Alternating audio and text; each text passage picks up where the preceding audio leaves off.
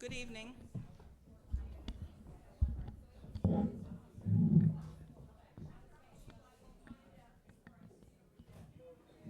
Good evening.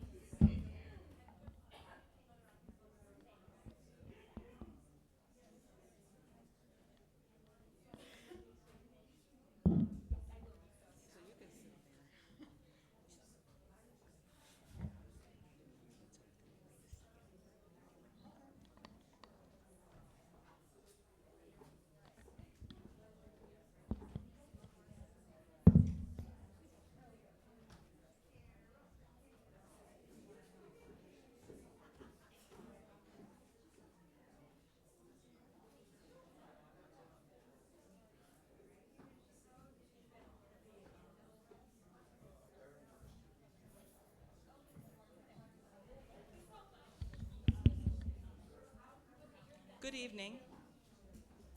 I am Sandy Frank, President of the League of Women Voters, and I'd like to welcome you and thank you for attending this candidate forum. Tonight we're going to have 3 panels for the school board, Fort Myers City Council, and the Lee County Commission. This forum is both in person and via Zoom, and we are recording it. It will be posted on YouTube, and the link will be shared on our website and on social media. Recordings of this event may not be used without the express written approval of the League, and the League will only allow audio-video of the event to be broadcast in its entirety. There should be no editing, altering, or excerpts, except by the media who are reporting on the event. For those on Zoom, please stay muted. You can place your comments and questions in the chat. For those in person, please turn off your electronic devices. The League of Women Voters was formed in 1920. It's a nonpartisan organization that encourages informed participation in government and understanding of public policy issues. It also influences public policy through education and advocacy. The League of Women Voters does not support or oppose candidates and/or political parties. You can find information on the League's program on our websites, and there is a website for the League of Women Voters Lee County, League of Women Voters Florida, and the League of Women Voters United States. The League provides nonpartisan educational information through candidate forums and through an online voter guide. The August 20th election will determine city and county leaders. Ballots will include 2 universal primaries, the property appraiser and the supervisor of elections, and nonpartisan races for the school board and cities of Cape Coral and Fort Myers, as well as judicial candidates. Ballots for voters with a party affiliation will include their party's candidates. All qualified candidates for each office listed on your agenda were invited to this forum and also invited to participate in Vote 411, our voter guide, through a number of emails and with multiple follow-up calls. Forum questions were selected from recommendations from League members and the public. The candidates have not been provided the questions in advance, and tonight you may submit questions on index cards provided or through the Zoom chat. We thank each of the candidates for being with us tonight and to explain their policy positions and values so that we can make informed choices. We ask all forum candidates to speak only for themselves and not about their opponents. I'd like to thank the many volunteers who have made this event possible, including Eileen Conroy, forum coordinator, Nancy Leverance, event coordinator, Kathy Mayo, who will be your moderator tonight, our timekeepers, Stacia Arcaris and Pam Gill, and also Debbie Jordan, who's helping us monitor the Zoom chat. And I would also like to thank the Alliance for the Arts, Molly Deckert, Bill Taylor, and Tyler Stitch, and for the technical assistance in providing this facility. At this time, I'd like to introduce Kathy Mayo and ask for our candidates for the school board to come forward, please.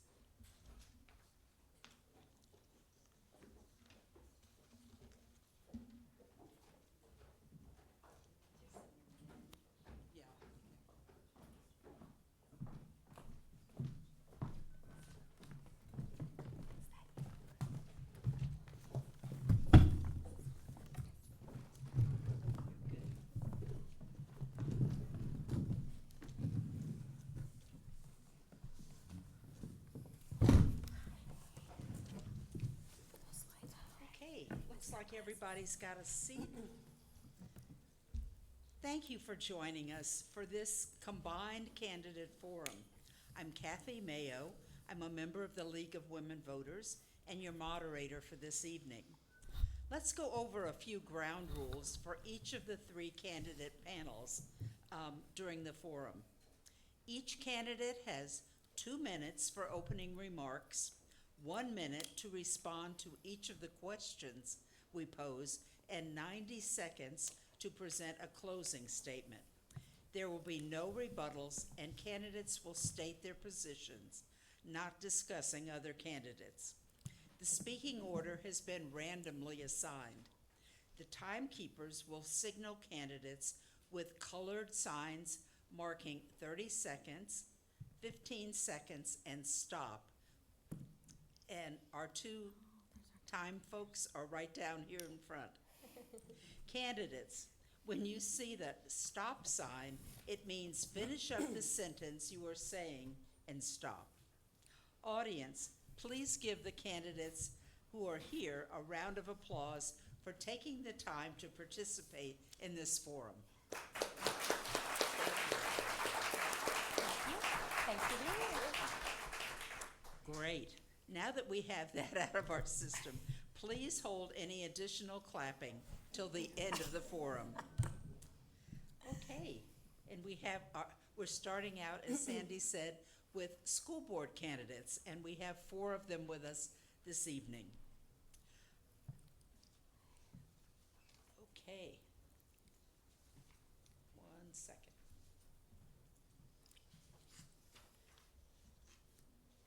Let's start with opening statements. Candidates, you have 2 minutes, and the first speaker will be Sheridan. Thank you. Oh, you have a Oh. microphone. You know I'm technologically challenged. Okay, this is it. Wow. Well, thank you very much for having me here. This is awesome. And I still feel better standing up, okay? Thank you so much for having me here. Thank the League of Women's Voters for having this forum. We get to meet and greet, and I love that about this campaign, is that we get to talk to each other, find out what other people are thinking, so that we know that it's not me, it's a we situation. We are trying to make changes, and we are working together for this one thing. I'm Sheridan Chester. I'm the school board candidate for District 7. It's county-wide, so everybody can vote. That's the best part about it. It's nonpartisan, so everyone can vote for it. I've been teaching for 23 years as a substitute teacher. I started out being a big sister, and when I went to school, all the kids wanted me to read to them as well as to my little sister. And I thought, there's got to be a way to reach more kids than this, right? So become a substitute teacher and you get to do that kind of stuff. So for 23 years, I've taught in middle school. Thank you very much. And the reason that I'm running is because teachers deserve to have a realistic living wage. Children and teachers need to be safe in school. We need to maintain and retain qualified teachers for our students. The school and the community deserves this, not just the students. We pay taxpayer dollars for them to not pass. We have to do better. We have to make sure that we understand that it's our community, not anything on the outside. It's us. Thank you so much for your time. I'm Sheridan Chester, District 7. Please vote for me. I need your money and I need your votes and your donations. Thank you. If you would, please save your clapping till the very end. Sorry. I'm sorry. I tattoo. Okay, our next, got too much paper here.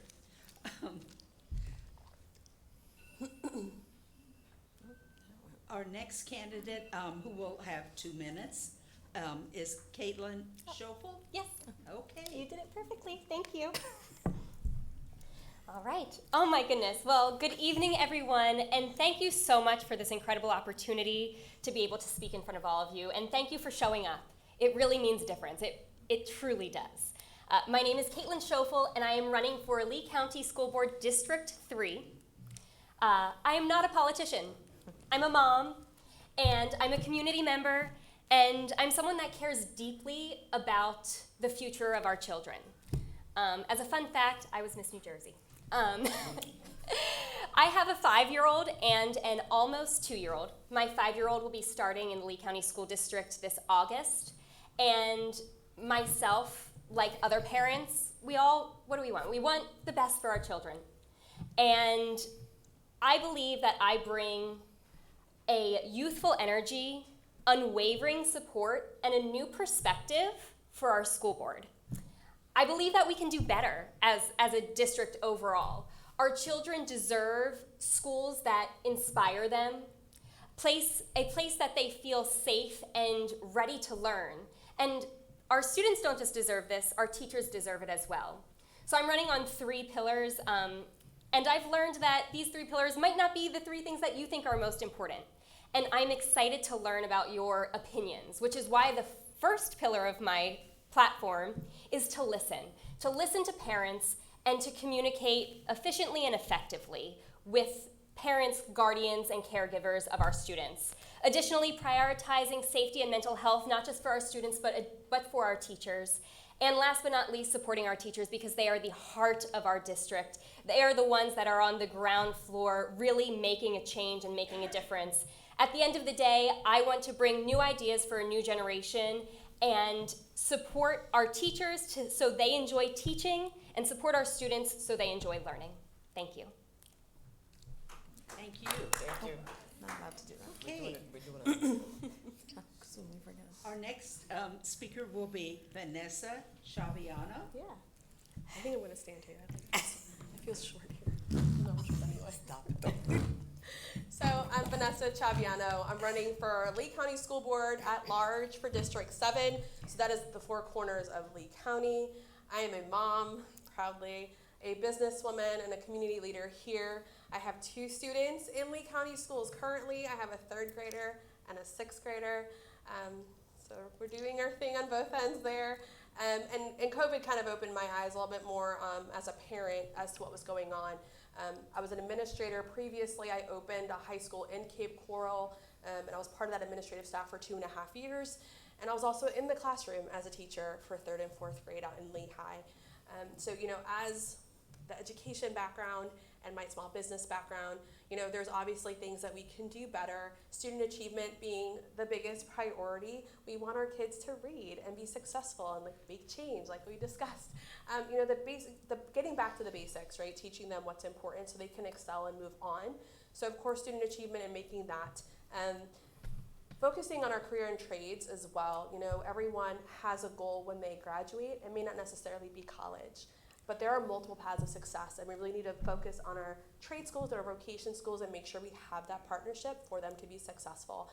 And finally, parental involvement. It starts at home, right? We're here for our kids. We want to be a part of the learning, and we need to get involved in that end. So that is my priorities, and I look forward to connecting with everyone. Thank you. Thank you.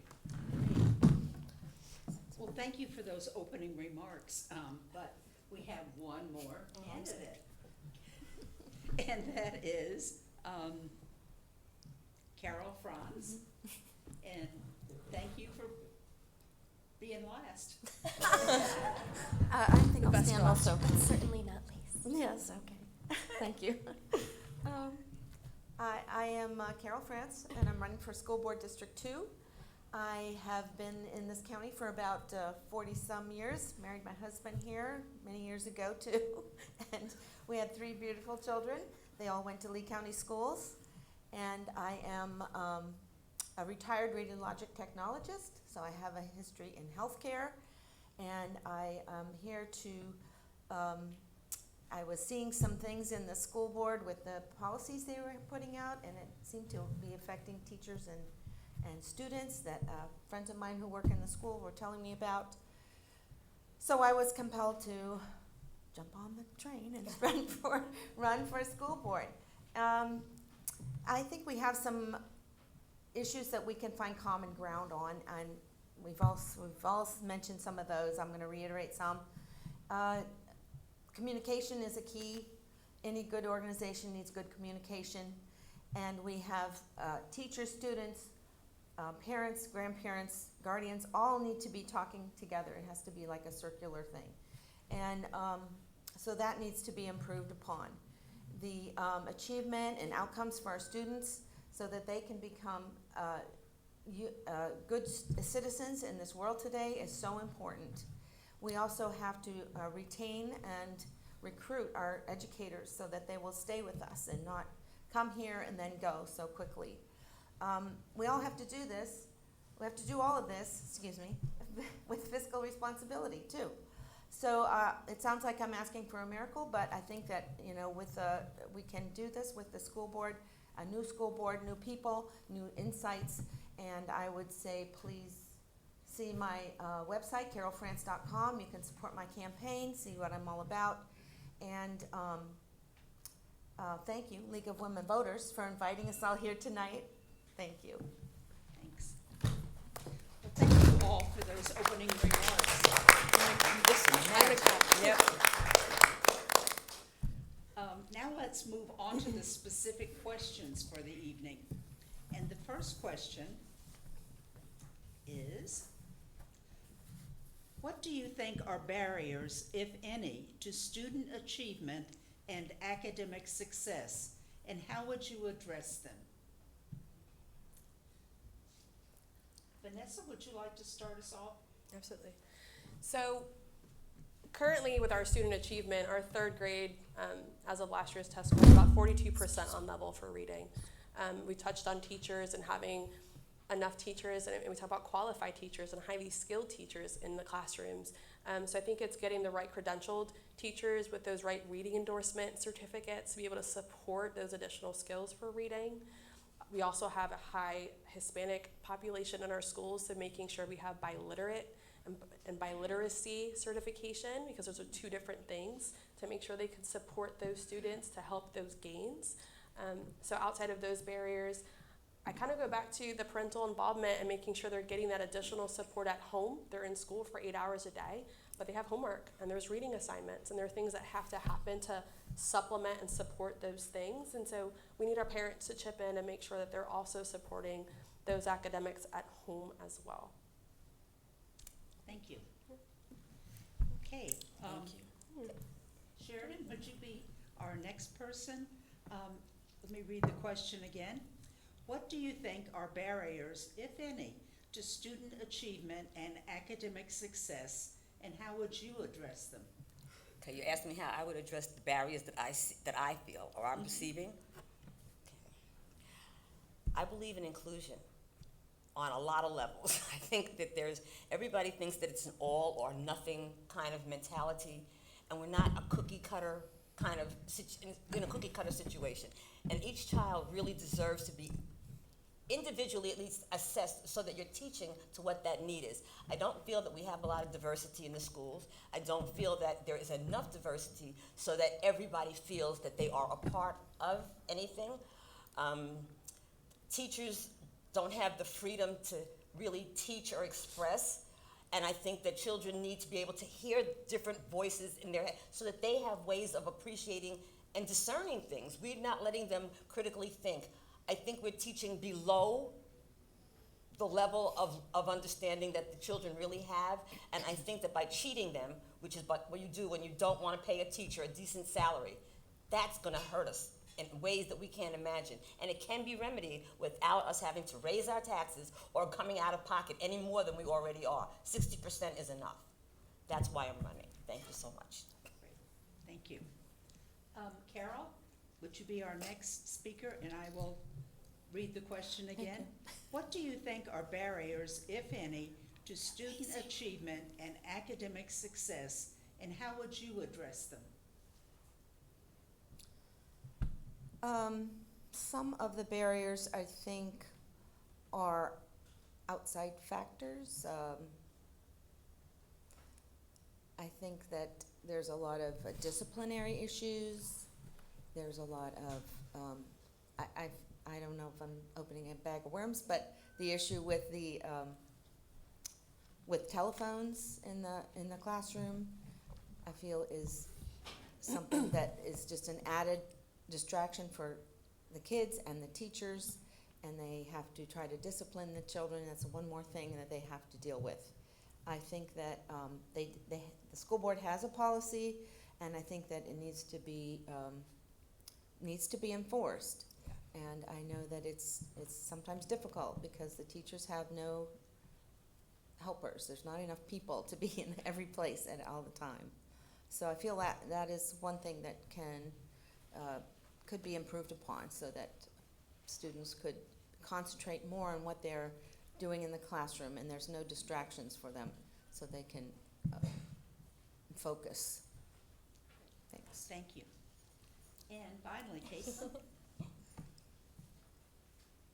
what do you think are barriers, if any, to student achievement and academic success, and how would you address them? First, I just want to say I'm inspired by all of these ladies' responses and energized by their feedback because I do think that it's all important. I kind of think of it when I was thinking of what I wanted to select as my 3 pillars to run on, I thought of it as a 3-legged stool. You take away a leg, you can't sit on that stool. You take away another leg, it doesn't work. You have to have all 3. You have to have the support from each facet of the district, from each facet that wherever there is a weakness, you have to water it. And I believe that the ideals that I've put forward, that I am running on for improved communication with parents, to make it easier for us to communicate, the addition of prioritizing safety and mental health and supporting our teachers are all 3 elements that I do truly and deeply believe will positively have effect on student achievement. Thank you. Thank you. Okay. Let's go to our next question. And let's see, how do we start? I think we're just going to go down the road on this one. Vanessa, how do you think new state laws will affect education in Lee County? I mean, at the end of the day, the board is responsible for setting the policy and following the laws that are in place. Whatever comes down from the district or from the DOE as far as curriculum or classroom, we have to abide by them, but we also have the ability to set policy that makes sense for our schools and our students. And we do that through code of conduct and the other policies that we pass. So in that position, I think, obviously staying within the laws, we also have that flexibility to see what the needs are of our districts and what makes sense to set the right policies in partial and combined with those laws. Okay. Sheridan, want to answer that question? Could you repeat the question? Yes. How do you think new state laws will affect education in Lee County? How do I think new state laws will affect, again, I have to defer. We actually get policy from the states handed down to us, and then we have to follow that policy and or create policy within policy that will work and make everything else gel. That's the best way for me to describe it. I think that everybody is concerned about the same thing, so we're all working for the same things, and hopefully I've answered that question because that's all I really have. The state is not going to, in my classroom, as long as I follow the guidelines within the guidelines or the law, I am going to teach. I'm going to teach. And that's what teachers need to be able to do. They need to have the freedom to be able to know that they can teach and not indoctrinate or reprogram. That's what's happening to us now. I don't want that for our children. I want them to think. I want them to know that there are other things around them beside here. We're not even preparing our kids to leave Lee County. That's not fair. That's not fair to them, and it's not fair to taxpayers who are paying for it. We have to do something different, and this is what we're hoping to make a change with this new board. Thank you. Yes, Caitlin. How do you think new state laws will affect education in Lee County? Sure. Now more than ever, I believe that state laws will be directly impacting our students, teachers, and faculty here in Lee County. However, hindsight is 20/20. The things that we have been doing, how we have been filtering those laws that have been passed down, some things just aren't working. So as a new candidate with new ideas and new perspectives, it is my goal to not just look at options A and B, There is a whole alphabet filled with options to be able to decide policy, to make it best fit for our students and teachers here in Lee County. And it will be my mission to do that. Thank you. Carol, how do you think new state laws will affect education in Lee County?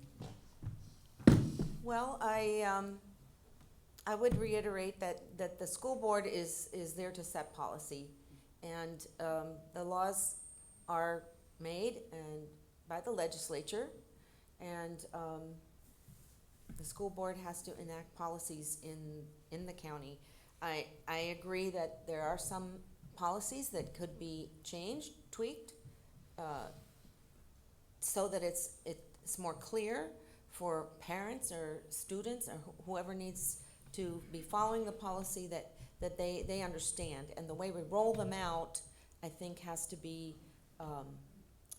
there has to be more communication with that. So again, communication and following the laws that the state has sent us, and following policies and making policies that agree with those laws. Thank you. Okay, our third question, and this is one that has had a lot of discussion. Let's start with you, Caitlin. Oh boy.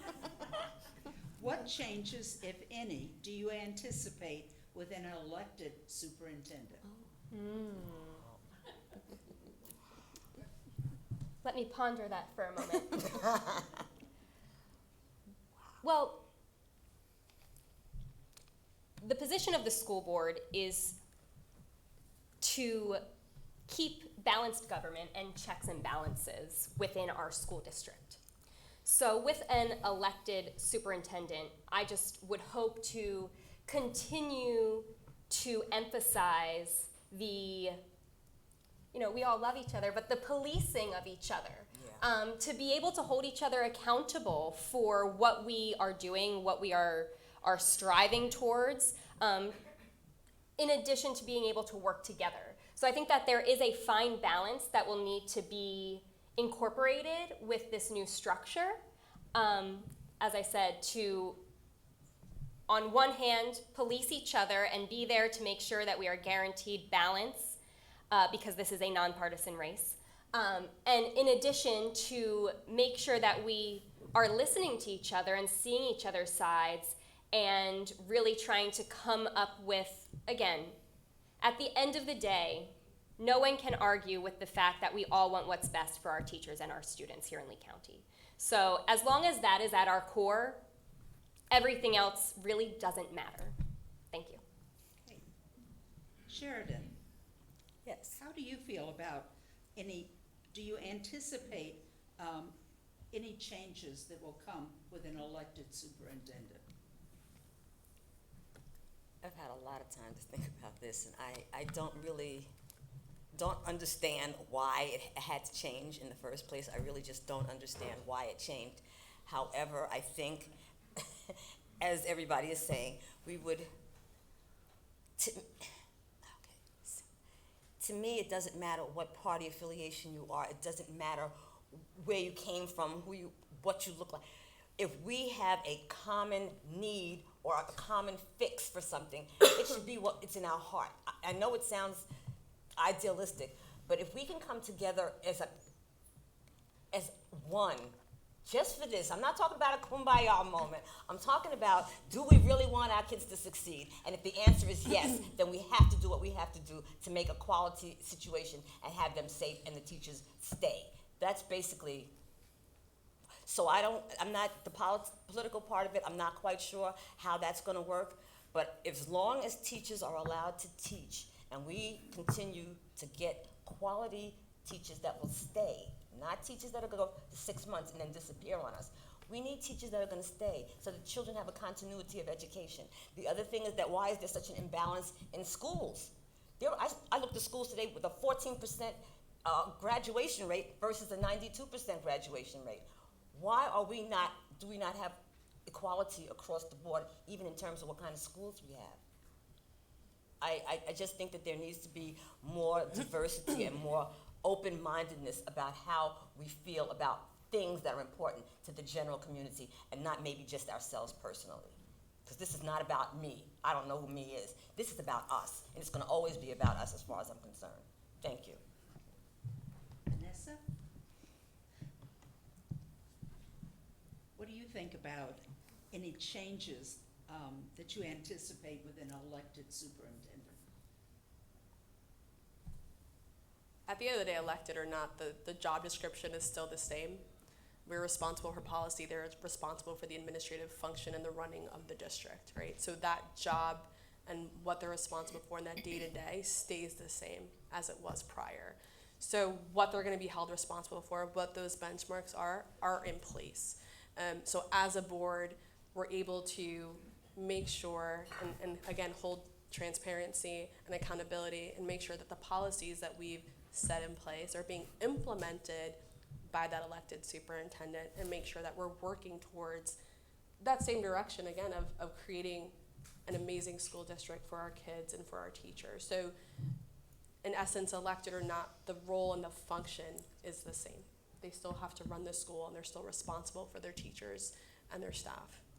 So that day-to-day stays the same, and as a board, it's working again towards that direction of improving our student achievement, which needs help, and that's the direction, and making sure that our numbers are going up and they know what those goals are and that we're working together to accomplish that.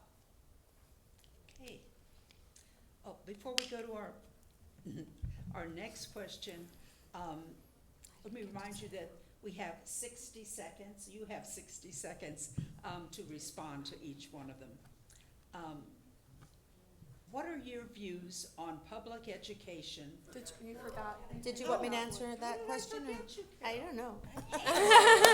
I'm short. I was going to point you out. Thank you. The superintendent.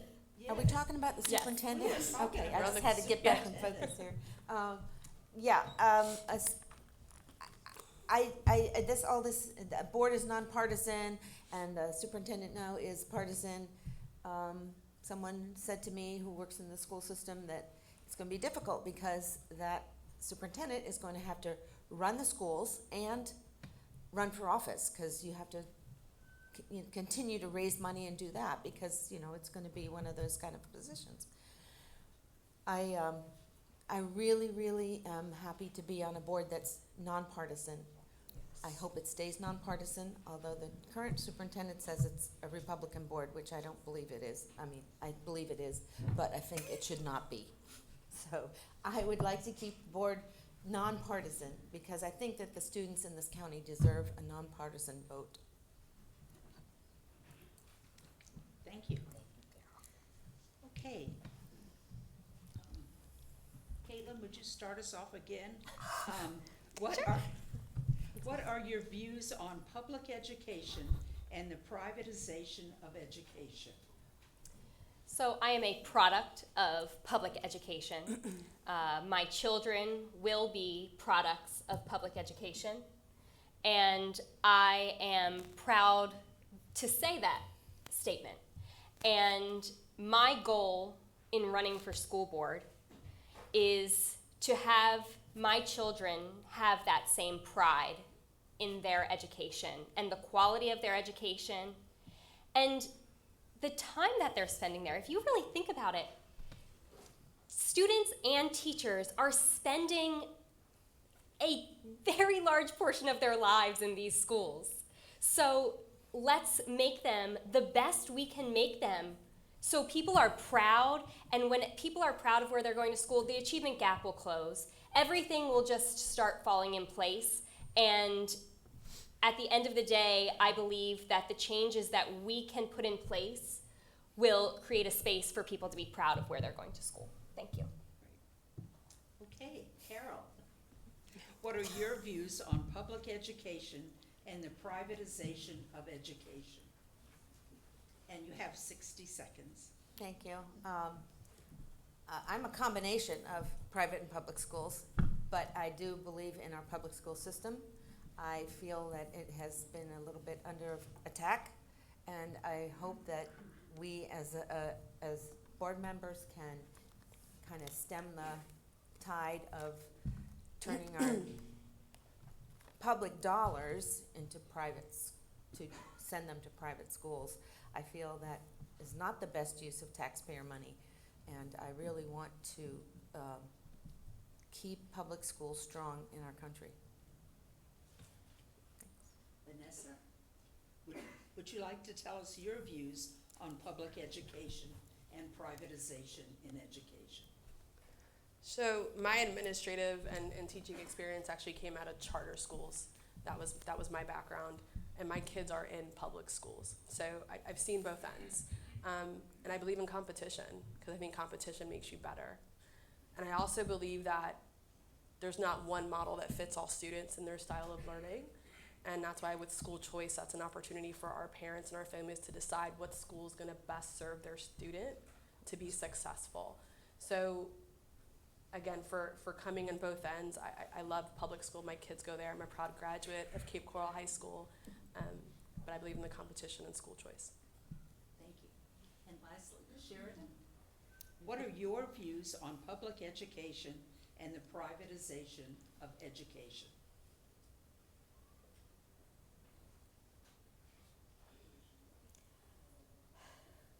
Public education is for everybody. And in this country, we promise that everybody gets the fair or equal opportunity to life, liberty, the pursuit of happiness.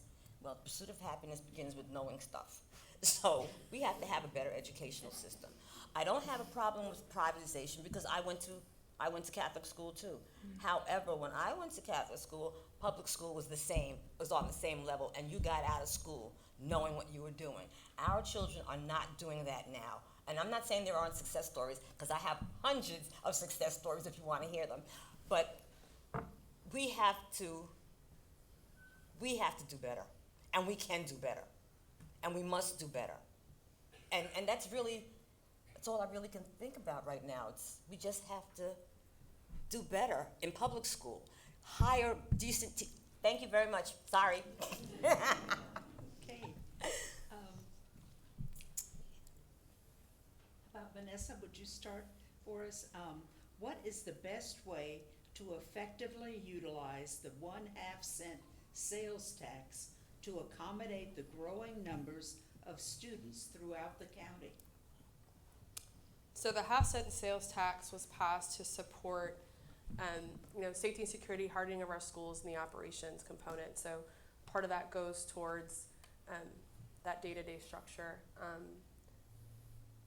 The best way is to be used it the way that it was advertised and what people voted for, which is in those safety and security measures, making sure that they're being used in that way in terms of the hardening of our schools and those safety criteria with the additional Chromebooks and everything that we needed during COVID for those pieces in IT.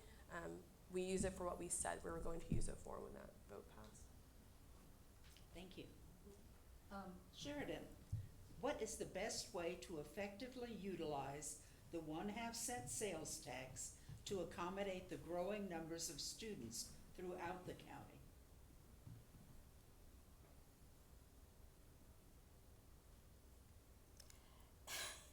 There's so many things going through my head right now.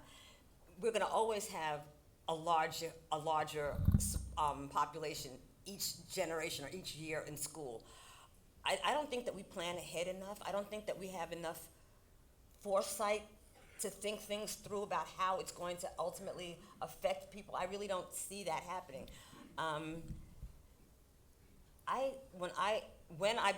When I get into this position, I want to be able to talk to people. I want to talk to the people on the board. I want to know what people are thinking and feeling, because that's really what I'm responding to. That's always going to be what I'm responding to. I want to do better. We can do better. We are a rich enough county that we should be doing better. That nonsense about raising we don't need to do that. We're just not managing the money properly. That's really what's going on. I'm sorry. Okay. I'm sorry. Carol, you're up.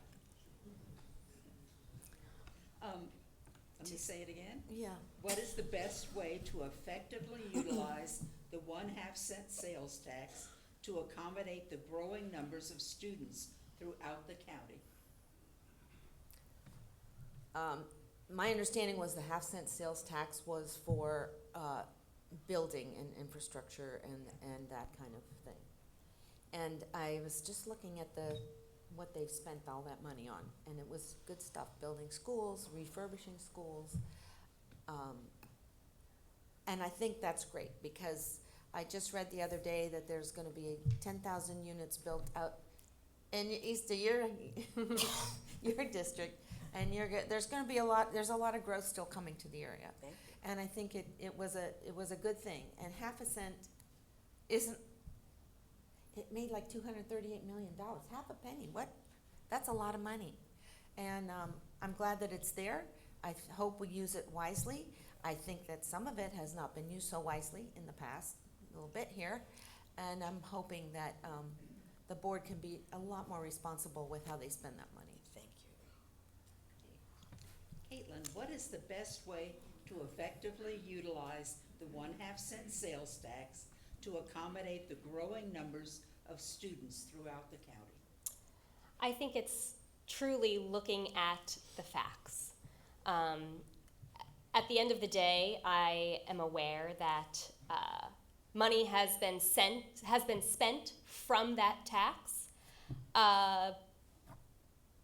that schools were built and maybe there wasn't necessarily the need there. So I'm not sure why, but it is I am taking it on as my responsibility to ask questions. And I think that is the key to this question here, is that not just accepting what people are telling you, but to do the legwork and find out the answers and find out the data and make data-driven decisions for our taxpayers' money. Because at the end of that's very, very important to me. And I want to know why we're spending these dollars and where we're spending these dollars. And I will continue to ask questions. Thank you. Okay, and our final question is, and let's see, Sheridan, we start with you again. What is the role of the school board, if any, in assuring that all Lee County children are prepared to start school? Repeat that. What Please. is the role of the school board, if any, in assuring that all Lee County children are prepared to start school?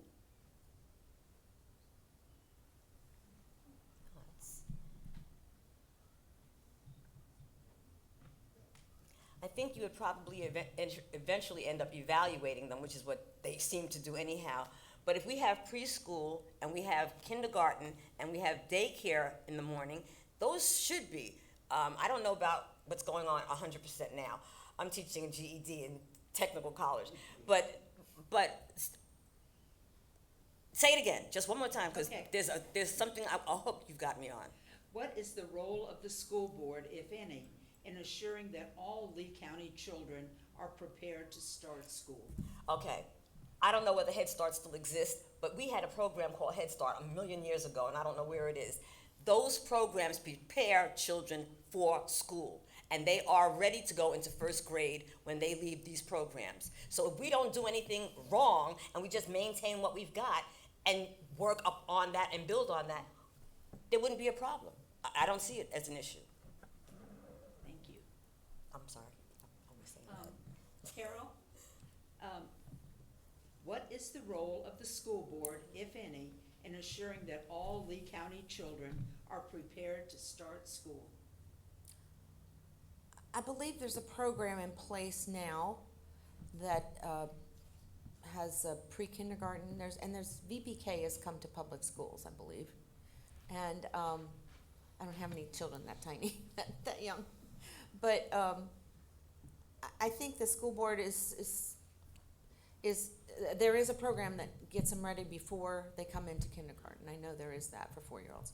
So I would say that the school board would be responsible for maintaining that program and making sure those children were successful in getting into kindergarten. Thank you. And Vanessa, what is the role of the school board, if any, in assuring that all Lee County children are prepared to start school? So there is the Head Start and the VPK program. They do the first half of the day where there's no cost and there's an additional, and I have a 3rd and 6th grader, so I was still kind of admitted that. So they do have that option to participate in that. VPK is not required, but they do have that in place for them should they want to take advantage of that. So as far as the board is set with policy to making sure that everyone has that opportunity, it's obviously keeping those programs available so that everyone can take advantage of them should they choose to be able to start that VPK or Head Start program in a school or daycare that offers those services. Sure. What is the role of the school board, if any, in ensuring that all Lee County children are prepared to start school? I love this question because this is my life right now. my son, he just went through the VPK program and is going to be a kindergartner at Pinewoods Elementary School. And I can tell you firsthand as a parent how fundamentally important this program was.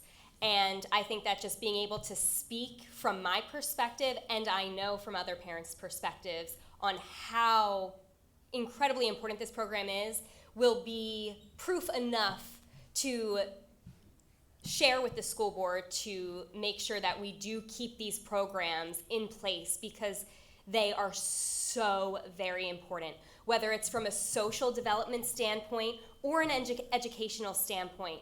Both sides are, I mean, I've just seen my son grow light years from being able to be involved in the VPK program, and I am confident that he will now enter kindergarten fully equipped, so I will fight to keep these programs in existence. Thank you. Okay. Well, that concludes the questions for this panel. Thank you for your responses. Now we will move into the closing statements. Each candidate will have 90 seconds to make their closing statement. And we're going to try and go in reverse order from the opening statements. And that would be, Was that you? I guess. I think that was you. Carol, were you last, I believe, before? So you'll be first this time. Thank you. Again, it's very nice to be here and see all you interested people here. We are very grateful to the League of Women Voters for bringing this to us and giving us a chance to let you get to know us a little better and what we stand for. I think we all are kind of on the same the same page. We want the best for our students. We want the best for our parents. We want the best for our teachers and everybody who works in the school system. I think we forget sometimes the bus drivers and the staff that keeps the place open and running and clean.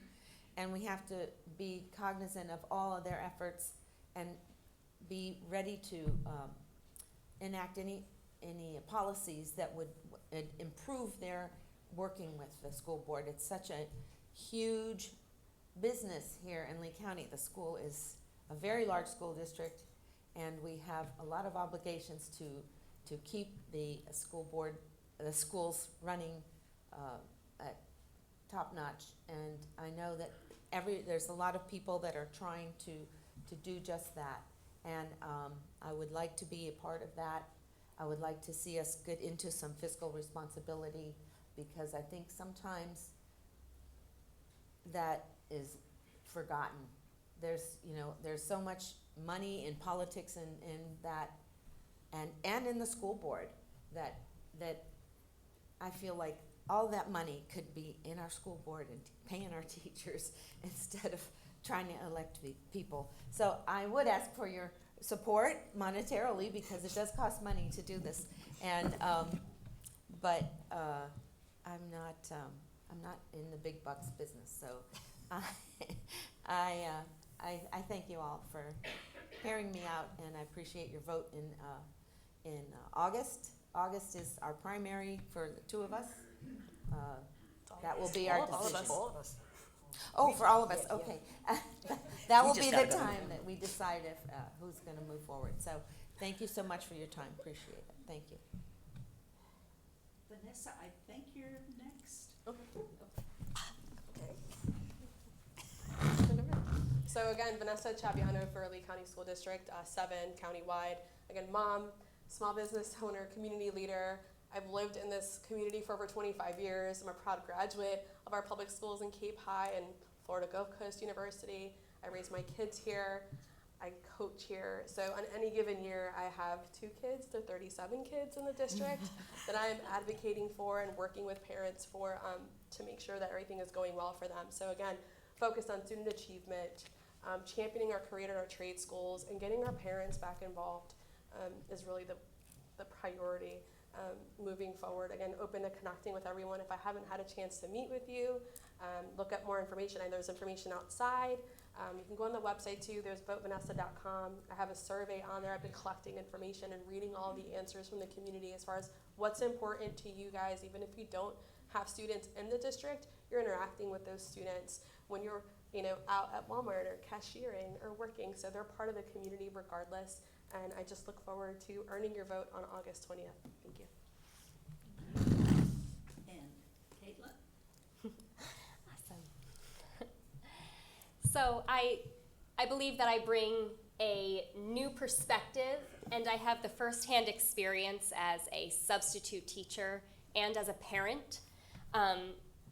I hope to listen to parents and make it easier for them, for their voices to be heard.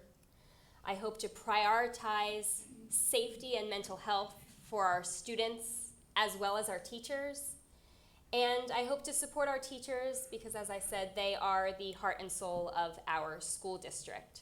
I want to create a space in our schools where teachers are happy to teach and students are happy to learn. And again, I appreciate you all so much for coming out tonight, for listening to what we have to say, and I'm excited to listen more about all of the things you have to say. You can find me on social media, online, Caitlin for LeeCountySchoolBoard.com. And again, I'm running for Lee County School Board District 3. You can vote on August 20th. That's when my race will be determined. And I am just asking for your ideas, your support, your donation, and ultimately your vote. And thank you so much for your time and support, everybody. I appreciate you all. Thank you. And Sheridan, would you end us up here? Hi. This is me. This is wonderful, being able to interact with everybody. Teaching for 23 years has been the most rewarding experience in the universe. Every day I see somebody I taught. Every single day I see a student. When you see that light go off and you feel something here, you know that the job's been done completely. That's what I want to bring back to school. I feel this every single day. I don't know what everybody else feels like, but when I go to school, I am thrilled, and my kids, or my students, because some of them are adults now, my students get involved with school just the way I feel it. They're all genius. We're not all supposed to go to college. We all have a different talent, and everyone's got that talent. All you have to do is channel it. All you have to do is care enough to see it, and you'll be able to fix this. I love this county. I've been here 25 years. You don't do this for nothing, and we've been doing it basically for nothing, okay? And now teachers need a raise, because seriously, you can't afford to live here if you're poor. Thank you. Thank you all.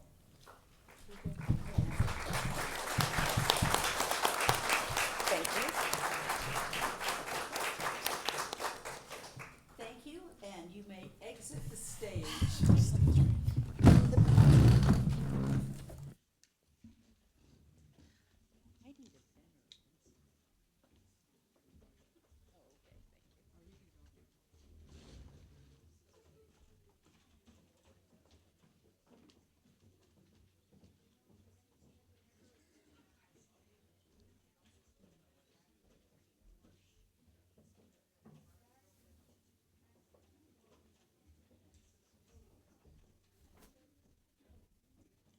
Whoever is driving a gray Porsche, would you please move your car?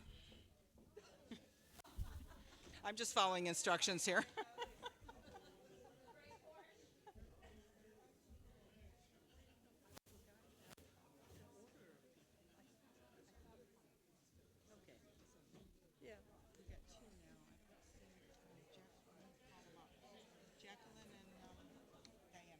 Okay. Okay, now it's time to ask some questions to the folks who are running for Fort Myers City Council. So I'd like to invite the candidates for Fort Myers City Council up to the stage.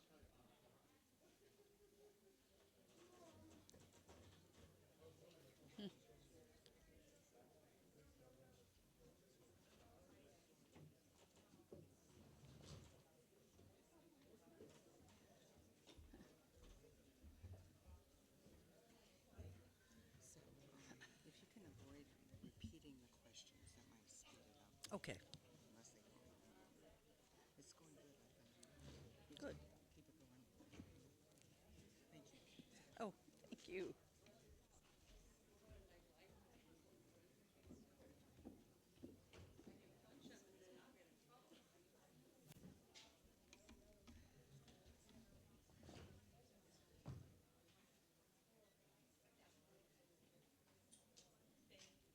Okay, let's start with the opening statements.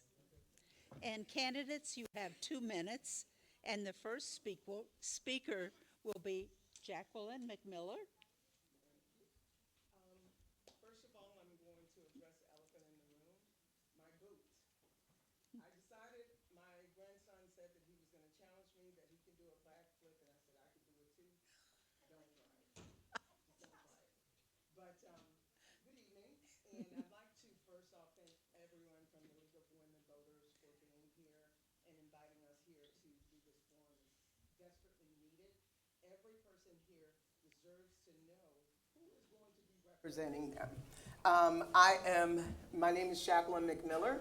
I am running for Ward 2 for the city of Fort Myers City Council. I have lived here all of my life. Grew up here, raised my family here, have 5 fabulous grandchildren that I'm raising, and they are in the school system, so I can definitely understand everything that was happening earlier today. Why am I running? I am here to preserve, protect, and provide. Preserve what we have here, but also protect our citizens, our children, and provide the resources that are going to be available and make sure that we can make sure that our community is taken care of. I have been working, when I ran for mayor in 2020, first woman to ever make it through to the general election. That was a big feat. But guess what? This is 2024, 2020. I should not have been the first woman. I want to make sure that we lead the way. I want to make sure that I'm leading the way for our children. I want to make sure that we have mentors that can work with the city council so we can have our children available and ready to be able to support their community the way I'm supporting mine. Thank you so much, and I'm looking forward to the rest of the evening. And Diana Giraldo is our next candidate. Thank you. Good evening, everybody. I'm so grateful for the opportunity. Thank you for the League of Women Voters and for all the people in the community that are here today and the ones that are watching online. Buenas noches. Mi nombre es Diana Giraldo. I am the first Latina to run for the city council in the city of Fort Myers.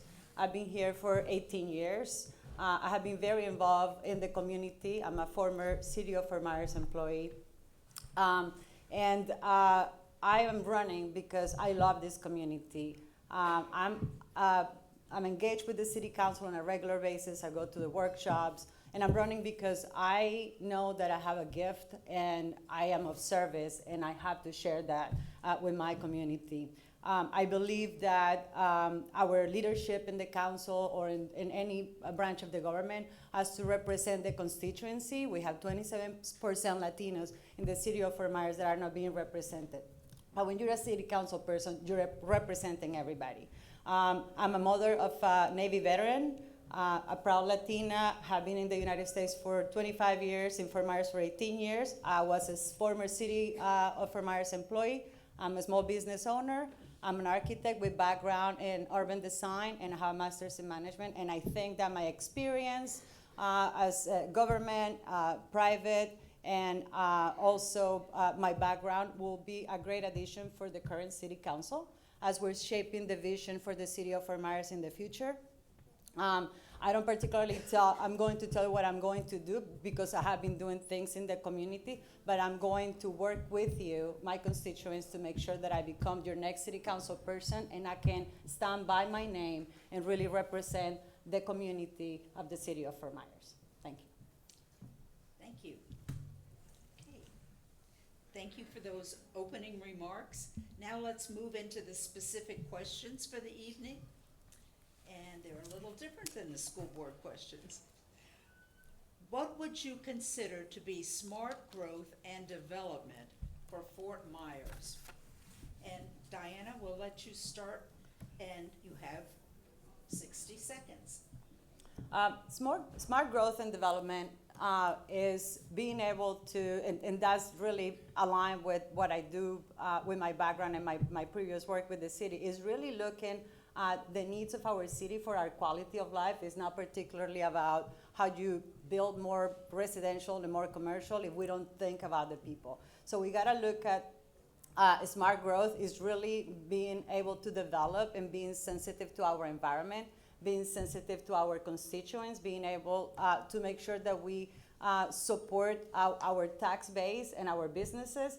So it is I call it a buffet, that it has to have a menu that serves you the appetizer, the entree, and the dessert, and you got some room for other things. It is a system, and it has to work as a system. So smart growth is not a word that you just throw around how you do urban design or anything like that. It is making sure that we are responsible how we're growing our community.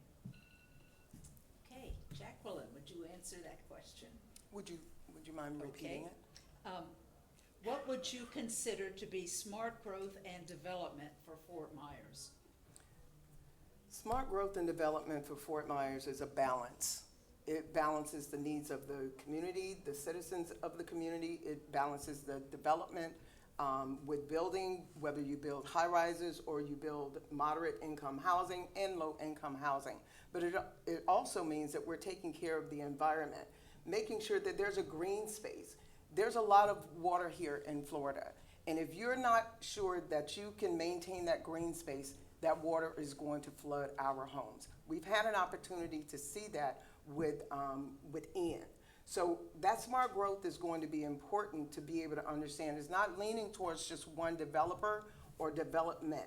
We're looking at making sure that it's walkable, it's bikeable areas that people can live in without having to drive 10, 15 miles outside of where they live to be able to go to the store. So we need to make sure that we're looking ahead, that we have the necessary buildings, that we have the necessary homes, and that we have the necessary landscape as well.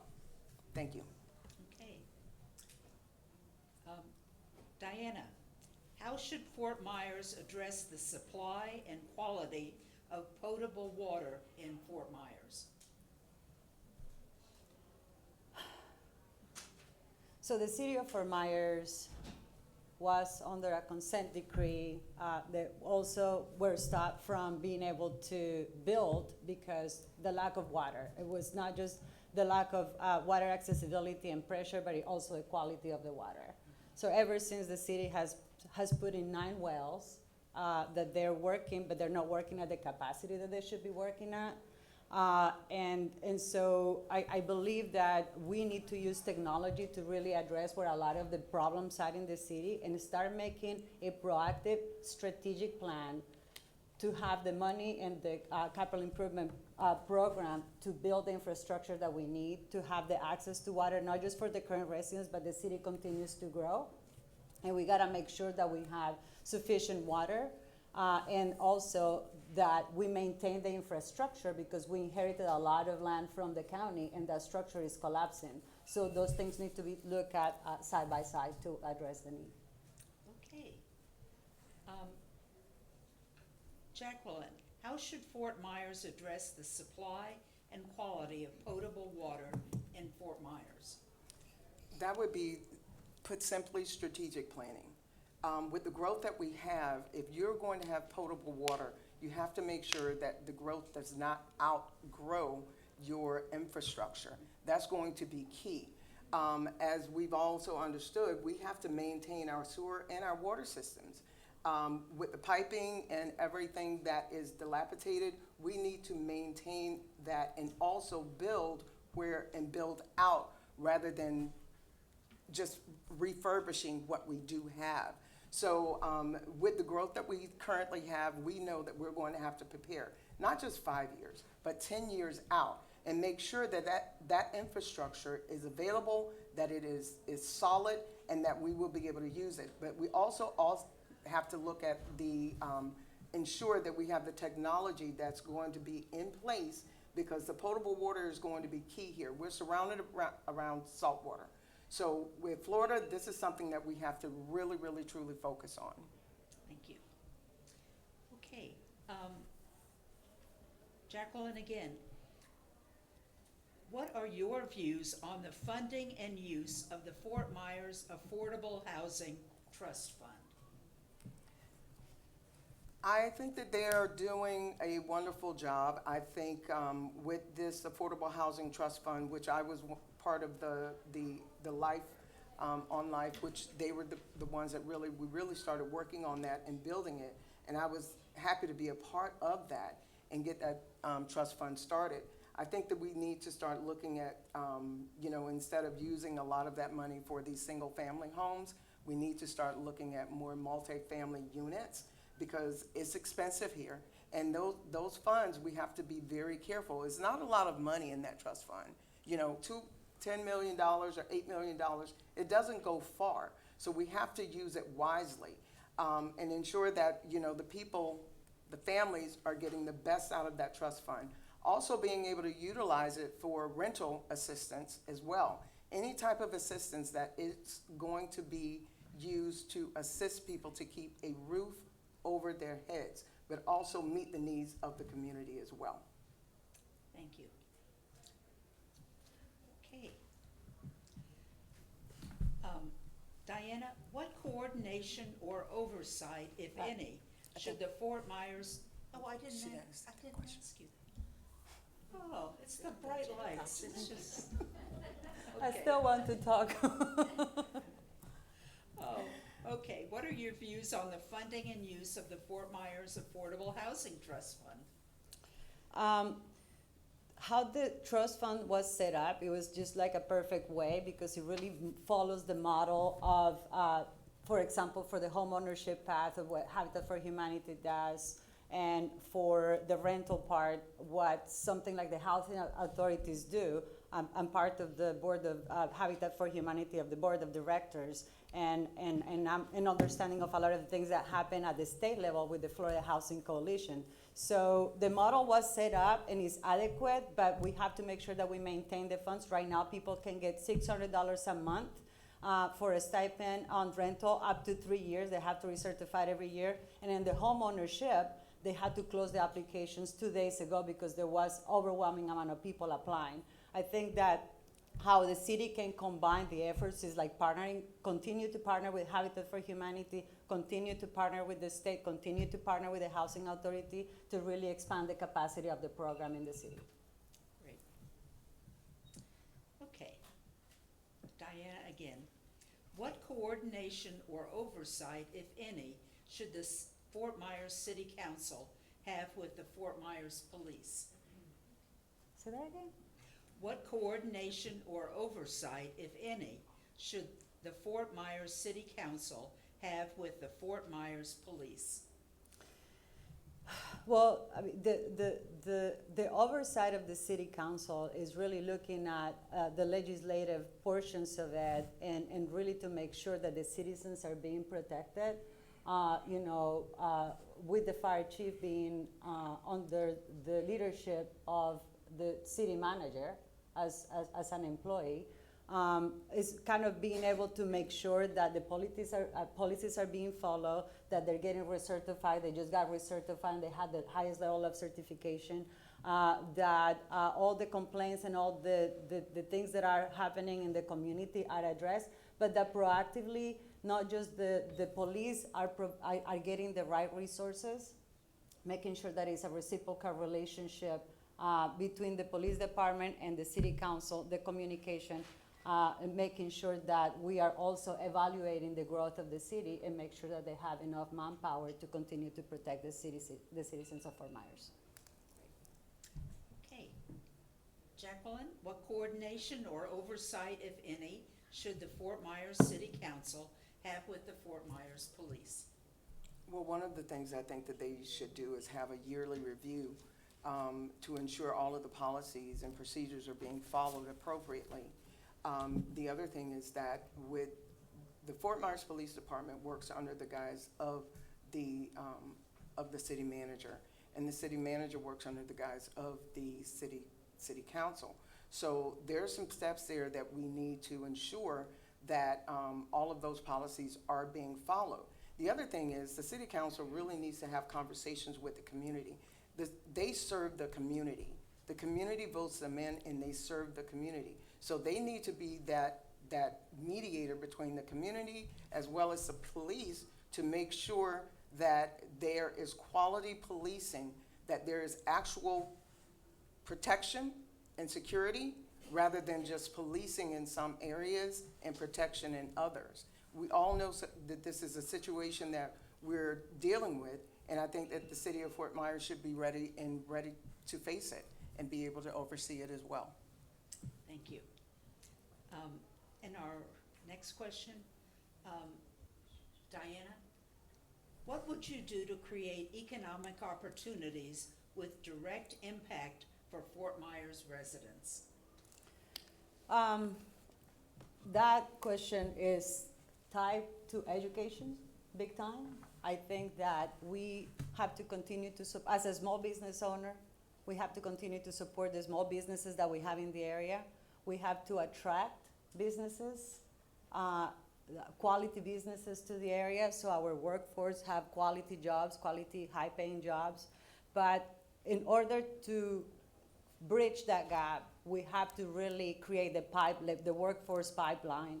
And I think that is an opportunity that the city, like when you have a situation like that, the city has to look outside themselves to be able to make sure that the partnerships, like the Future Makers Coalition and the partnerships with all the universities in the area are aligned with the industries that they're attracting, or that there is a relationship to make sure that we are ready for that workforce. But really ensuring that our growth has quality of life in mind, because we will not bring industries here if we don't manage our growth correctly. Okay, Jacqueline? Would you mind Oh, repeating? yes. What would you, Thank you. yes, what would you do to create economic opportunities with direct impact for Fort Myers residents? Well, I've owned a corporation. I had a corporation in Naples and Fort Myers for over 20 years, and I'm a small business owner currently right now. And it comes with education, but it also comes with what I call wraparound services, because I've also have 10 years of my life with working with people that I've met them at their worst. So my way of encouraging growth, but also encouraging people, is to provide the jobs, which is bringing the businesses here, but you also have to have a sound infrastructure. If you don't have a sound infrastructure where they can actually for transportation, the jobs they're not going to be able to get to the jobs to be able to make the living that they can. So I'm working with the Metropolitan Planning Organization. They have a 5-year plan of how they're going to set up the transportation. Bus transportation we need to widen, where people will be able to travel to their jobs, but also be able to make a decent living as well. Thank you. Okay, and our final question is, how should Fort Myers balance downtown business needs and parking availability? Diana, would you like to tackle that one? Oh, as a chairwoman for the Bicycle and Pedestrian Advisory Board, that is always a subject of conversation in our board meetings. But I think there is a balance. So right now, there is a temporary, like after 5 p.m. and on the weekends, you don't pay for parking, because that was a big issue. But I think that we should revisit on the parking situation. First of all, we haven't had a parking study updated since 2015. There was a little bit of an update in 2019 when they did an update to the comprehensive plan. So we need to look at the parking study again. but we need to look at the multi-use transportation.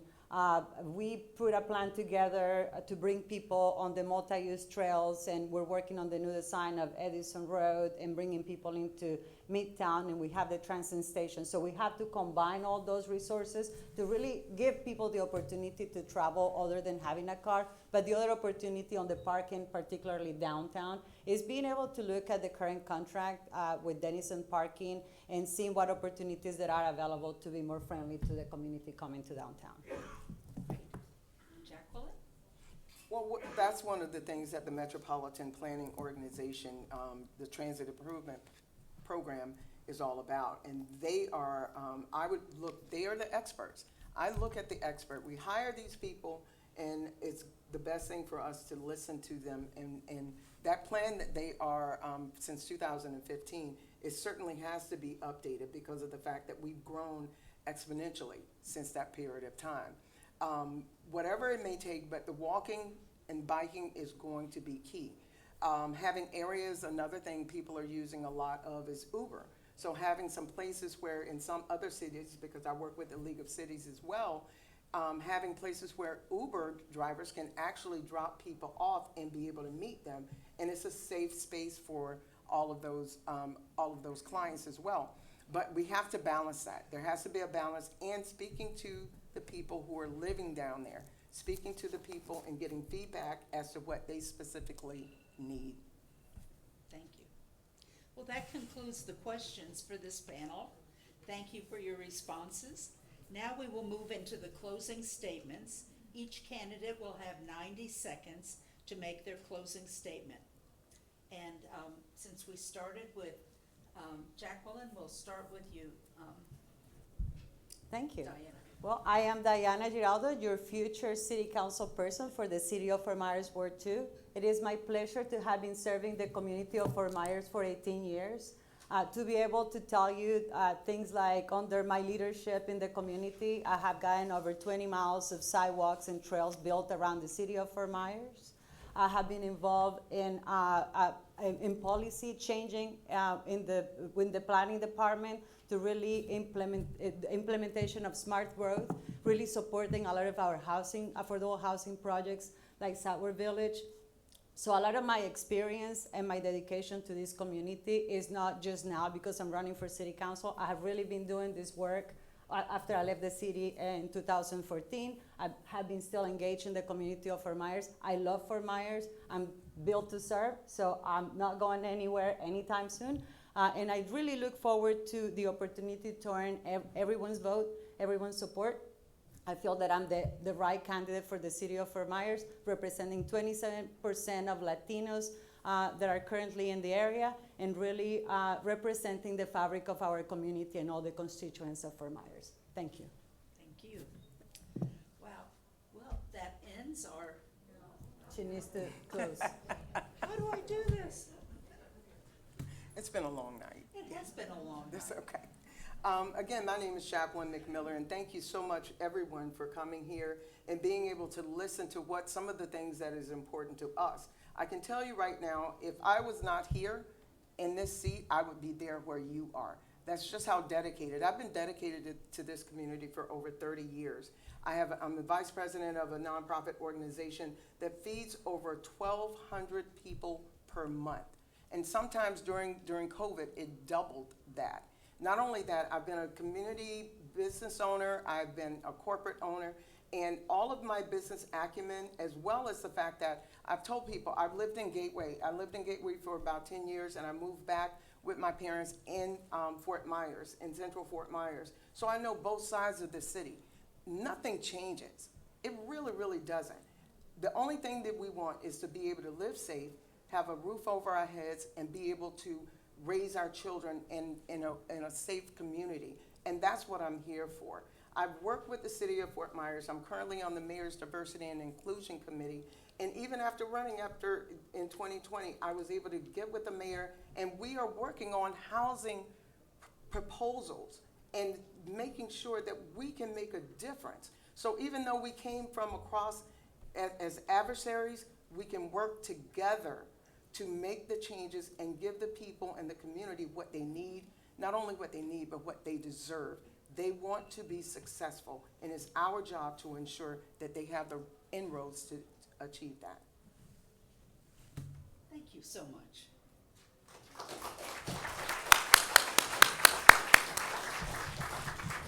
And now we're gonna flip to a whole nother race, and that is the Board of County Commissioners. So, as our two candidates for City Council leave us, let's welcome our candidates who are here tonight, who are running for Lee County Board of County Commissioners.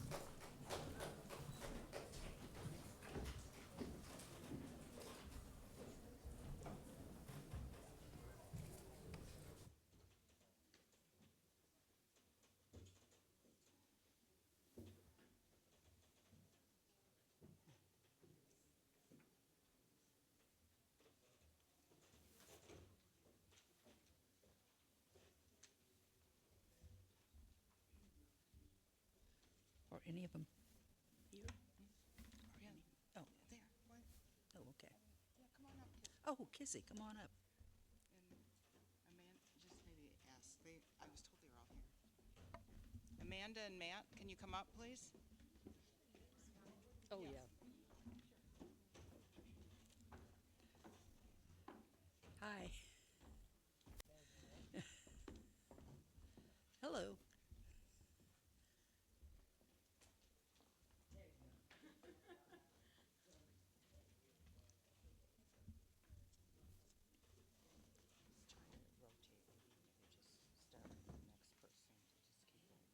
Okay.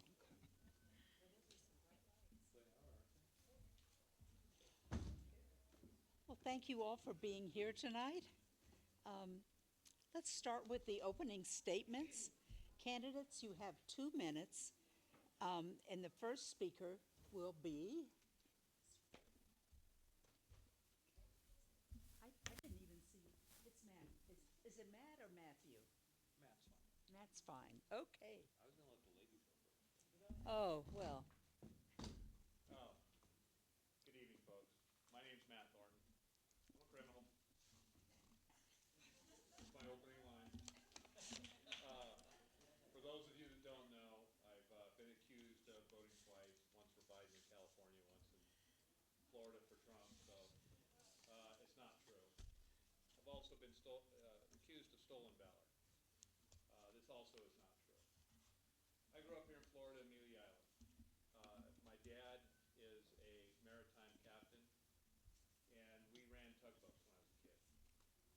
I grew up pinching the heads off of shrimps and hunting like most Floridians did back in the 60s and the 70s. Do what? The mic? This thing? Oh, I'm sorry, I'll sit back now. I don't think it's on.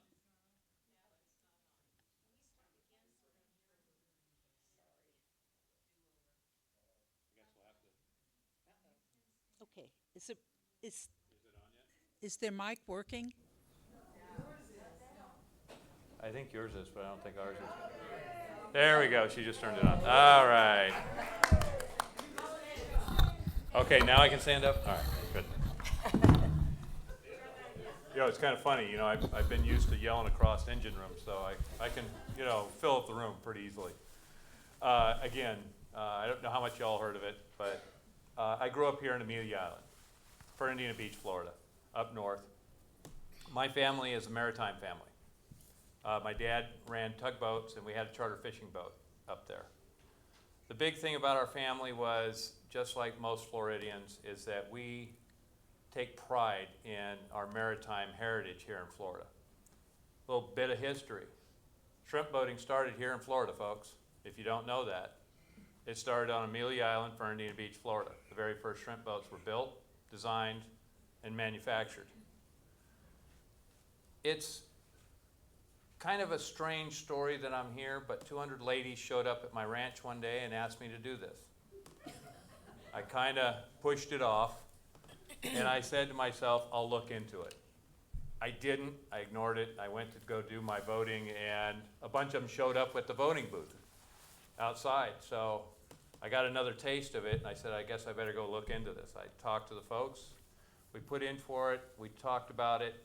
I'm running for District 3, the beaches. Although we have a ranch inland, you know, the way my family grew up here in Florida, we always had something by the beach and something inland. It's an easy thing to do to run away from the hurricanes, to get into a safe zone and be in a safe place. So for us, that's the way we live here in Lee County. I hope you guys look me up, vet me, have a check to make sure I'm who you want. And at that point, please vote for me. Again, my name's Matthew Thornton, County Commissioner, District 3. You can find me at thornton4lee.com.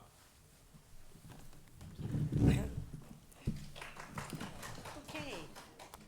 Amanda Cochran, would Yes. you be next, Of please? course. I'm going to apologize, first of all. I am here with a quarter of my voice, but I am here. My name is Amanda Cochran. I'm running for Lee County Commission, District 5. I am a Florida native. I am from these parts. 6 generations of my family are. I'm proud of that. I'm firmly invested in my community. For the past 25 years, I've spent most of my adult and married life building businesses with my husband and raising our children, which is primary in my life. I've also been involved in community service. I was in the nonprofit sector for 25 years. What I've never been involved in is local government. A few years ago, I had heard some things that were going to happen in my community that would radically change my community. So a group of us decided to go down and figure out what all this was about. So when I got down to the Board of County Commissioners, I say often that my mom taught me that I don't get to complain unless I'm willing to be part of the solution. So when I got down there, I learned that there were several other areas of Lee County that were down there echoing the same things that I did. I'm going to sit because I think that's why that's happening. So what I decided was that since the Commission's goals is to act on behalf of the public, not in place of the public, that the best representation was to try to get on that board and be a voice. Right now, our infrastructure is stretched to the limit. Our water systems are at risk. Our schools and our healthcare systems are also can't keep up with the pace. Right now, more than ever, we need decision makers who will prioritize and recognize the types of decisions that need to be made on behalf of the residents, not on special interests or any other decisions that might get in the way for the residents. Amanda4lee.com. Reach out anytime. Thank you for doing this. Thank you. Kizzy Fowler. Hello, everyone. Thank you for coming. My name is Kizzy Fowler. I'm running for County Commissioner, District 5. I'm born and raised on the east of Lake Okeechobee. I'm a mother of 5, married 22 years to my husband, Cornelius, which is here today. I have over 20 years experience in this public service sector, from corrections to medical and nonprofit. What made me want to run for county commissioner? As a social worker, I sat on the phone, I sat on the other end of that phone and heard the concerns from those, not only on the east coast of Fort Myers, but across the county, for not enough resources or services. So for me, I wanted to sit out, because of the public service that I have been have had for experience for over 20 years, made me want to run, because I seen how East Lee also were left behind. And so for that is one of the reasons why I'm running. I'm running for equal resources and services for affordable housing, but we can't say affordable housing without saying attracting employers, more manufactured jobs. That would help stabilize those for affordable housing. Clean water. We need to be more proactive, more aggressive with the policy that's already in place. And you know, affordable. Those are the things that I'm running for, and I hope that after tonight, that you get to know me better. You can reach me at contact me through kizzyfowler.com. Thank you.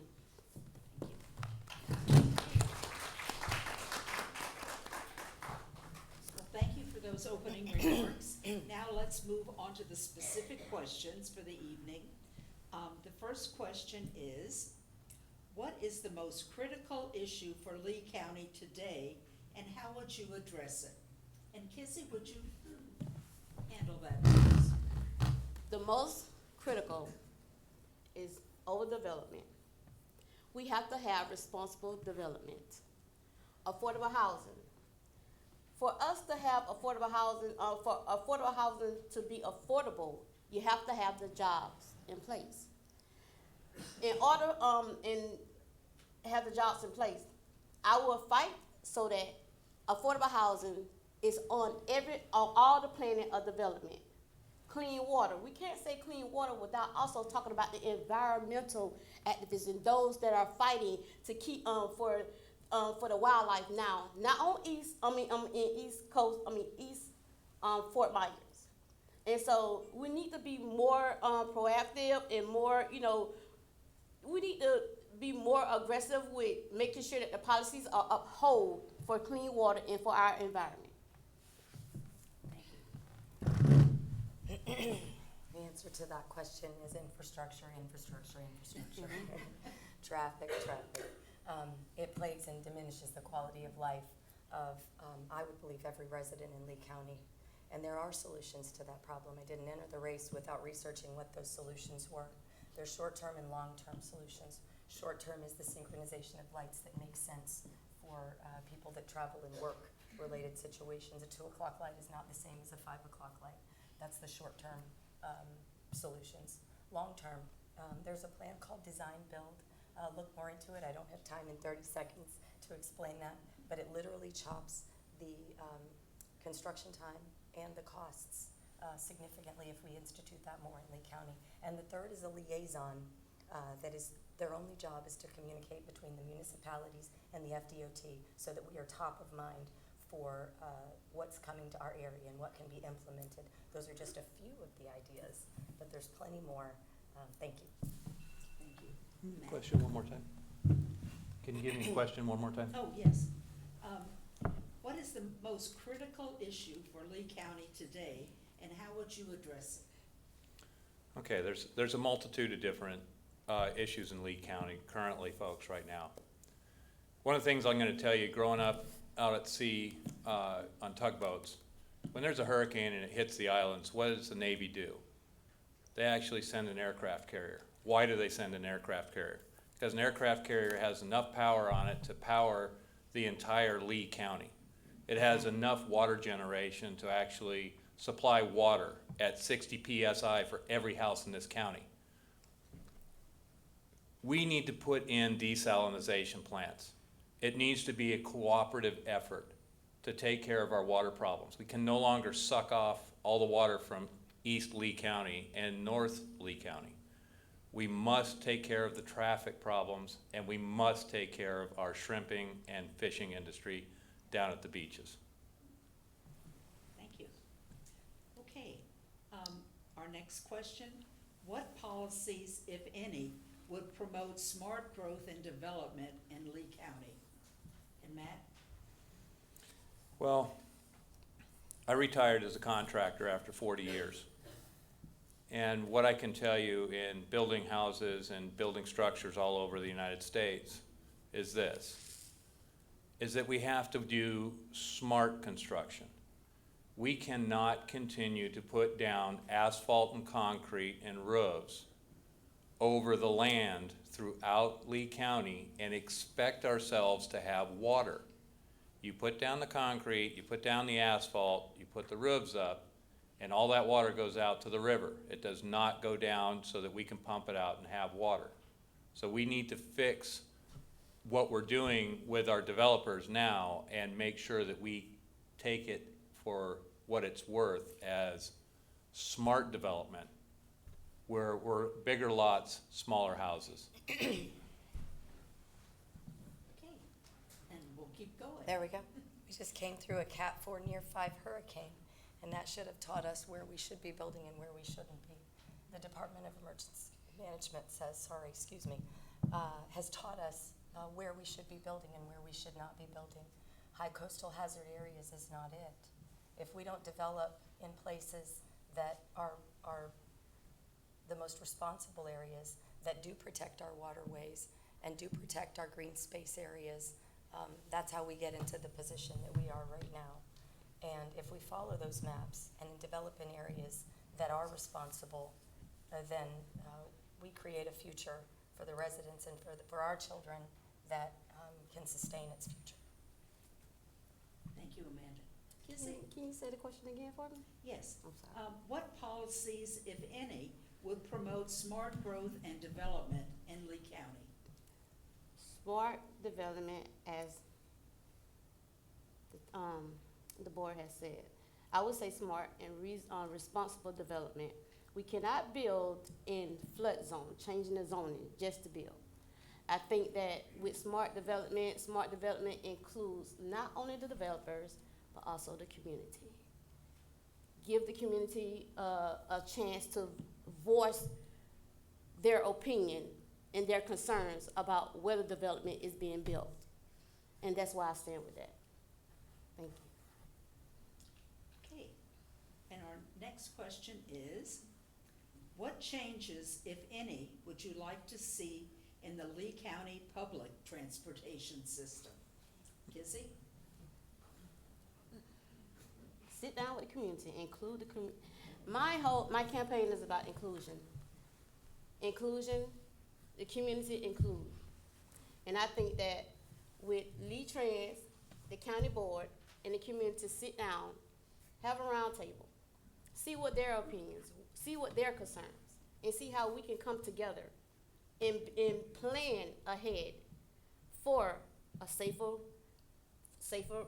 road, for safer road, and just based off us coming together as an inclusion, I think that we'll be able to have the transportation, the ideas that others have around the table and build from that. Thank you. I think I've been following the public transportation policies for Lee County, and I will have to say, there's been a lot of discussion because we are such a vast land area and live so spread out and are car dependent. I do think they've tried to implement policies last mile from Lehigh and places like that to bring the workforce to the areas the work is. So it would just be a continuation of implementing and talking with the areas of the communities where the workforce lives in order to provide programs that help, like last mile, that if they work, let's continue them. If they're not working, then let's reevaluate and figure out how to bring the services to where they're most needed. And those conversations are vital to a county that's mostly car dependent. So public transportation is an ongoing conversation that needs to happen for the purpose of, excuse me, thank you. Okay, Matt? Okay, public transportation, folks. What we got going on currently right now is not working. It's not working, it's so terribly bad right now that my wife actually started something down at the beaches to help people down there. Our problem down here is it's the lack of communication between the county, the cities, and the state. The biggest issue is that workforce housing is where most of this transportation needs to be. The problem is that it takes us 12 years to go from a design on a road to actually building it and making it completed. So we need to make a different approach to this and plan for it to be a 12-year plan to get this taken care of. The bottom line to it is that what we're doing now with the buses doesn't work. What we can do is take the system that we have and redesign it and reimagine it so that it does work. Thank you. Our next question, what are your views on sources of funding for infrastructure needed to accommodate new growth, such as the use of impact fees? Matt? Well, as a contractor, I'm going to tell you, impact fees are a big issue. I'm also going to tell you that something that most people aren't going to tell you, and that is developers are going to come into this county. They're going to suck the money out of this county, And as soon as the county's dried up for places to build, they're gonna take off and go to the next county. And then they're gonna take off to the next state. And it's not gonna be left here, folks. The money's not gonna be reused here again. Impact fees in most states, it's required that different infrastructure items like sewer, water, electricity are all handled up front, as well as roadways, prior to a development being built. Here in Lee County and here in the state of Florida, there are rules that we can put in place to make sure that those things happen, especially within the county. The county commissioner is going to tell you no, but the reality to it is that the state of Florida has laws already on the books that we can use to do it. Amanda? Impact fees are obviously an important way that we pay for new infrastructure. They only cover the cost of new infrastructure, not existing issues that need to be taken care of. But it's also important to consider that impact fees, while they are the responsibility of the developer at the time of the construction, those fees are passed on to the consumer as soon as there's the purchase. It's a line item. So that's just a passed off fee. So as far as paying for infrastructure, while infrastructure impact fees are important and they should be revisited every time that it's available in front of the commission, they can only be raised a certain percentage each time. And I know that they haven't been raised for a long time, and that's a topic of conversation. I certainly think that there should be more of a conversation about different ways to help to fund infrastructure for not only new but existing issues that are plaguing our systems.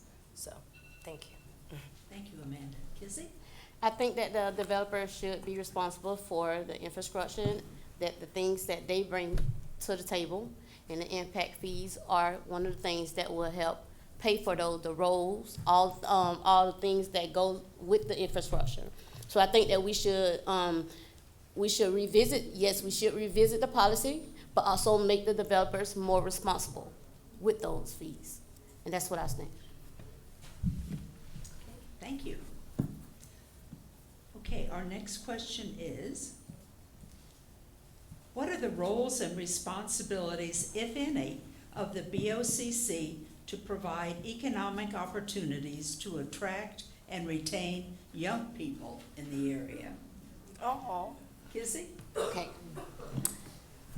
The role is to make sure that the peoples across Lee County, the concerns across Lee County are taken care of. In order for us to keep our young adults and those here, we should look into more of the universities that's here.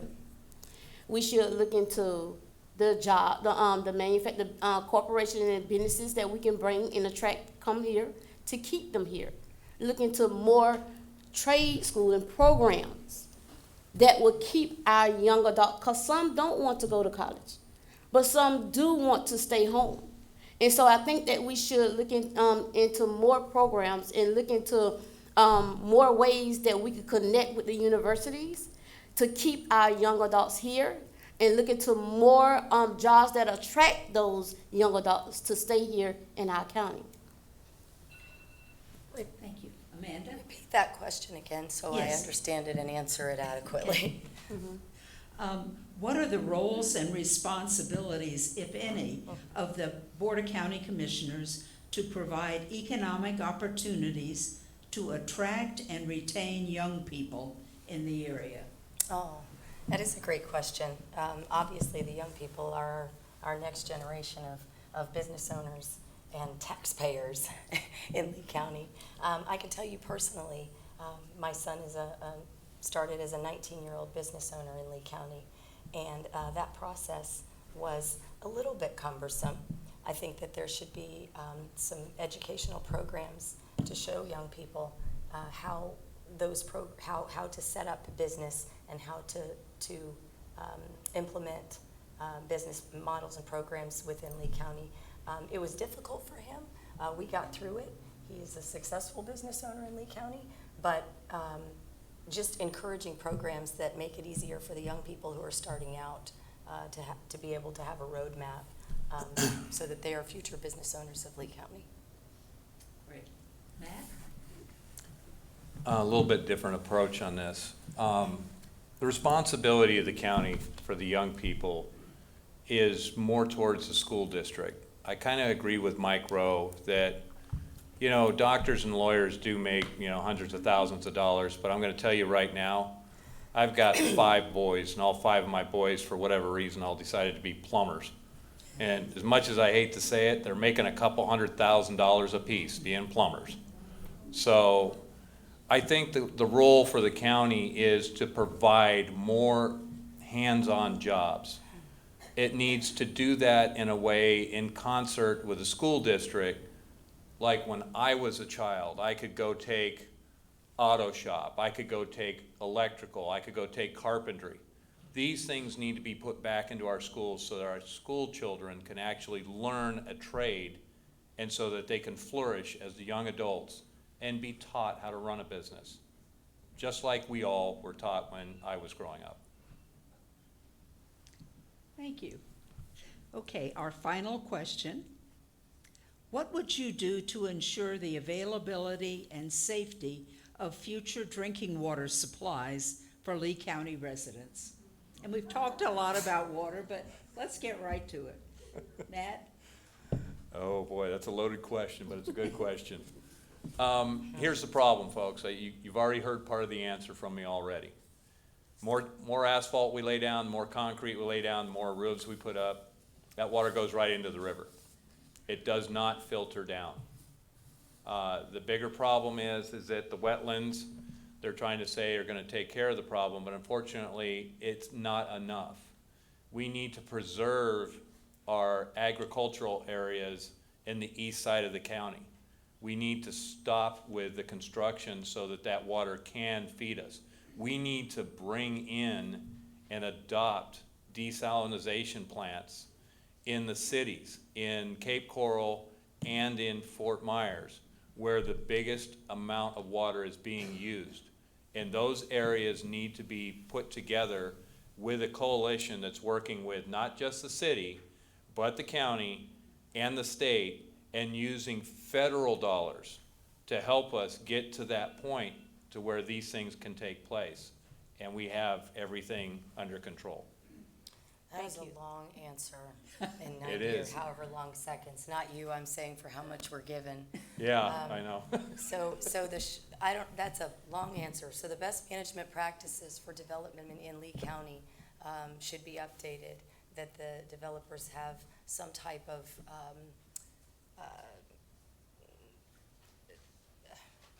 management that whatever impact they have, they are monetarily tied to help with their responsible practices while building, managing our green spaces and building where we're supposed to and not building where we're not, and also securing whatever funds we have available at the state and federal level to bring in and help us with best water management practices. Thank you. I think we need stronger regulations, and also, as a county commissioner, I would oppose a building in flood zone. I mean, like I said before, you have to have responsible development. And our clean water, everyone is entitled to clean water. And that is what we look forward to. And we need someone on the board that will stand with the advocates, our local advocates, for not only clean water, but also our environment. And so for me, I would say, strengthen our regulations, our policies that's now in place. We need to make sure we advocating on the board, with everyone on the board, with the state, through the whole state, to make sure that we are upholding those provisions that's for the clean water in our environment. Thank you all. That concludes the questions for this panel. Thank you for your responses. Now we will move on to the closing statements. Each candidate will have 90 seconds to make their closing statements. And we'll go in reverse order from the opening. So Kissy, we'll start with you. Thank you everyone for coming out tonight. My name is Kizzy Fowler. what has tradition taught us when we are electing those officials? We are electing those that does not have the best interest of the community. Why not break that tradition? We have the ones here, the ones that are the candidates now, not only on county, but through the whole state, that are trying to make a change. But the change doesn't start with us, it starts with you. You say that we are your representative. Representation don't start with the elected official, it starts with the community. It starts with those across the county. I will fight, not go in and say I'm the only one. I will fight for equal resources and services, affordable housing. I will fight for overdevelopment because we have to have smart and responsible development and clean water. In East Lee, they are fighting for our wildlife, to keep the wildlife, the lands for the wildlife, but the current commissioners, they are trying to take those. You need someone that will stand with you and not against you. Take the dollar signs out and put the compassion in. Thank you. Thank you. Amanda? As I said when I started, what I recognized when I started this process was that there was a massive disconnect between the people. I'm so sorry. I'll sit down so I can talk a little closer. What I started, there was a massive disconnect between the people and the elected officials. That's what brought me to the table. But once I got there, I realized the significant issues that are facing Lee County: the infrastructure, the water systems, the school systems, and the healthcare that can't keep up. There are solutions to these issues. It's not too late to try to solve the issues. We just have to have elected leaders who prioritize the voices of the public over the special interests and the other priorities, so that we can get things done in a way that we grow responsibly and that we improve the quality of life of the residents of Lee County. That's my only motivation. Again, amandaforlee.com. Thank you. Thank you. I'll move it back over. Okay, sorry. Or I'm trying. You're trying. I'll stand up. I'm going to put it to everybody this way. My district that I'm running for is down at the beaches. Although I live at the beach, I also have a ranch. I see the overdevelopment. I see the overreach. I see the problems that are going on. I see the situations that are happening with wells that are being drilled and being put to rest because of toxins in those new wells. I see the problems. I see the 10-mile canal that has toxins in it that the fish aren't in anymore. I like to fish. I like to hunt. Sorry, I like to do those things. And I don't want to put a fish in my mouth or on my table that's got toxins in it. I want to make sure that at the end of the day, the people that are in charge are prosecuting these types of people. I want to make sure at the end of the day, the smart growth, the smart development that we're going to plan to do is put and implemented throughout the county for not just the next 4 years, the next 100 years. I also want to make sure that we take care of our traffic. I really hope that you guys do your vetting, you take some time, look at all of us. My name's Matt Thornton. You can find me at Thornton, the number 4, Lee. Thank you.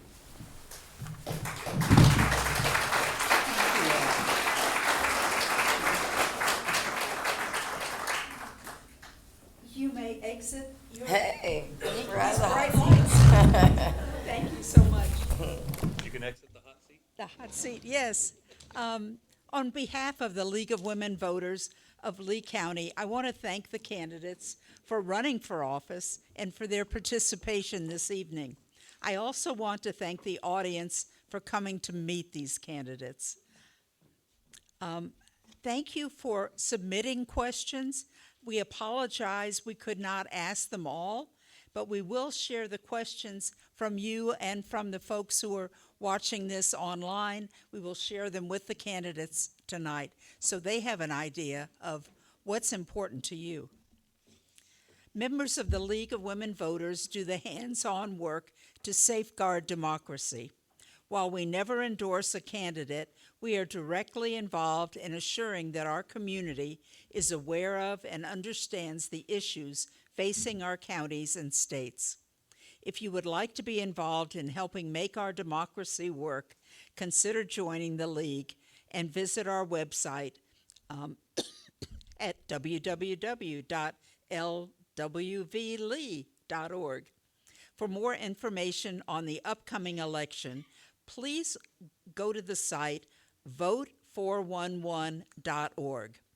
Vote411, one word, .org, where you can find information on candidates and ballot measures, proposed amendments to the Florida Constitution, and links to other sources of election information and the voting process.